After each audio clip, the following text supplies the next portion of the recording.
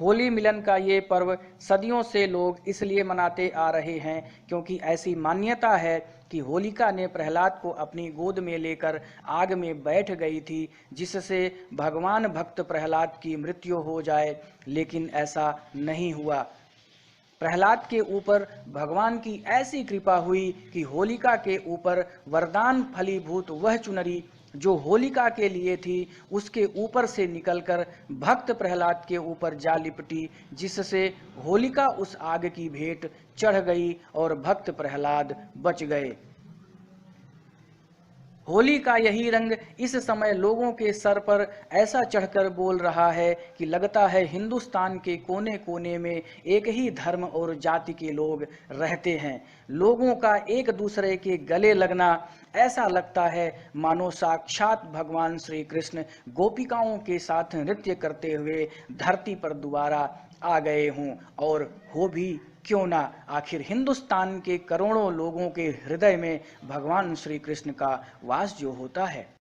उसी तरह होली मिलन का एक प्रोग्राम आज पार्षद प्रत्याशी नितिन भड़ाना ने किया था, जिसमें हर जाति और धर्म के लोगों को बाकायदे निमंत्रण दिया गया था और लोगों की भीड़ इकट्ठा करने के लिए कलाकारों को भी बुलाया गया था, जिससे लोगों को साथ ही साथ मनोरंजन भी होता रहे और विपक्षियों को इस बात का जरा भी एहसास न हो कि नितिन भड़ाना के कार्यक्रम में अपेक्षा के मुताबिक भीड़ नहीं थी।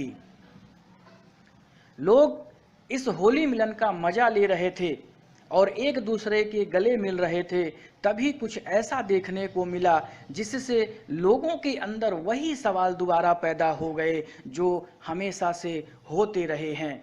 कुछ धर्म विशेष के लोग नितिन भड़ाना से मिलने कार्यालय तक तो आए, लेकिन नितिन भड़ाना के कार्यालय के अंदर नहीं गए। शायद उन्हें ये अंदेशा था कि उन्हें कोई रंग न लगा दे।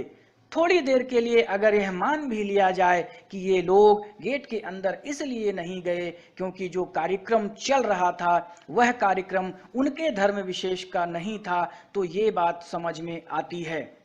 लेकिन शक तो तब हो गया जब नितिन भड़ाना अपने खासम खास सुखराज अवाना के साथ इन धर्म विशेष के लोगों से मिलने के लिए कार्यालय के बाहर स्वयं ही आ गए और इन धर्म विशेष के लोगों को पास आने का इशारा किया, जिससे साफ पता चल रहा था कि इन धर्म विशेष के लोगों के द्वारा ये महज एक दिखावा और खाना पूर्ति थी, जिसको पूरा करना जरूरी था, क्योंकि परहेज धर्म से हो सकता है लेकिन रंग से नहीं होना चाहिए, क्योंकि वही रंग उनके लिए भी है जो दूसरे धर्म के लोगों के लिए है।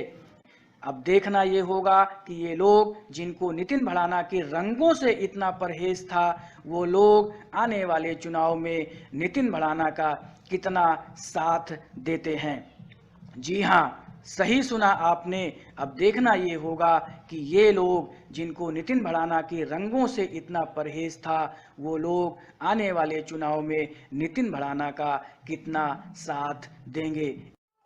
होली पर आप क्या कहना चाहेंगे?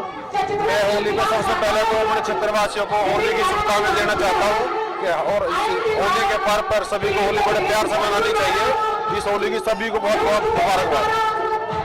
नितिन जी, होली पे इतना बड़ा समारोह आयोजन किया आपने और कुछ लोग आपके कार्यकर्ता आए थे और लेकिन बाहरी होली खेल कर चले गए, इसके बारे में क्या कहोगे? कुछ कार्यकर्ता आपके बाहर से ही होली खेल कर चले गए, ऑफिस नहीं आए, आपको बाहर होली जाकर खेलना पड़ा, इसके बारे में क्या कहोगे? इतनी भीड़ हो गई थी ऑफिस में सरासर, जिससे कि लोग अंदर नहीं आ सके, जिस समय बाहर जाना पड़ा लोगों से होली खेलने के लिए। ये बहुत ही खुशी की बात है कि लोग इतना प्रेम करते हैं, मैं कि इतनी भीड़ में एकजुट में आए और ऑफिस में इतनी भीड़ कर दी, हमें बाहर जाकर होली खेलना पड़ा लोगों से। क्या यही कारण थे या कुछ और कारण थे? नहीं, कोई और कारण नहीं था, यही कारण था, भीड़ का कारण। ये लोगों का प्रेम है हमारे प्रति। जो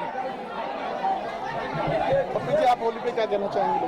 मैं सबसे पहले तो होली पर सभी भाइयों को हार्दिक धन्यवाद करता हूं और होली की शुभकामनाएं देता हूं। धन्यवाद। होली पे लोगों को क्या संदेश देना चाहेंगे? होली पे सभी को भाइयों को बहुत बहुत होली पे मुबारक हो और सारे भाइयों में प्रेम रहे, एकता रहे, कोई किसी तरह का जाति का विवाद ना रहे। होली का त्यौहार यही है कि सब एक रंग में सारे रंग मिलकर एक रंग बन जाए, एक इंसानियत का रंग बस।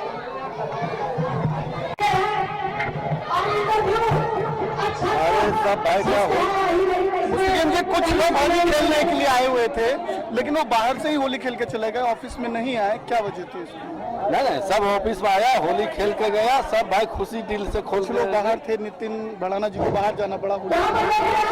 ऐसे है ना, भीड़ इतना था वो बाहर रह गया, भीड़ के वजह से नहीं आ पाया। नितिन भड़ाना खुद जाकर दिए, हम लोग भी गया।